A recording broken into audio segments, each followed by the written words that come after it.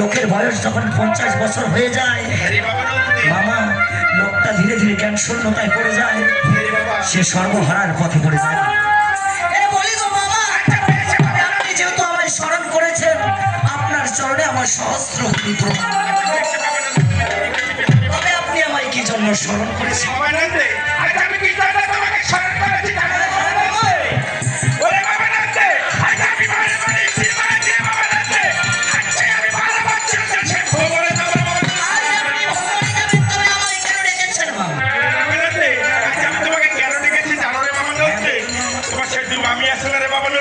অবশ্যই হ্যাঁ বাবা নন্দে, তাদের কাছে আঁকা নিতে হবে আমাকে রে বাবা নন্দে।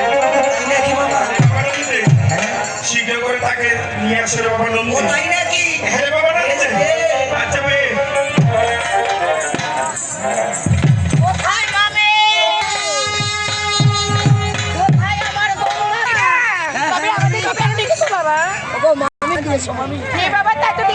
ভাই তবে আমার মামা নাকি সে ভ্রমণে যাবে, তবে আপনাদেরকে সজ্জিত করার জন্য ডেকেছে। তোমার মামা কোথায় রয়েছে বাবা?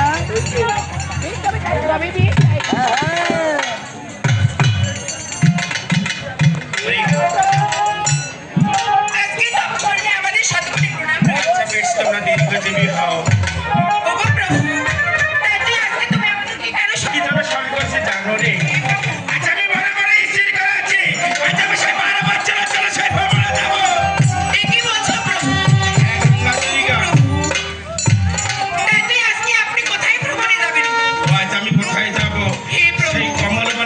সেই উত্তর সরল বলে চলে যাব।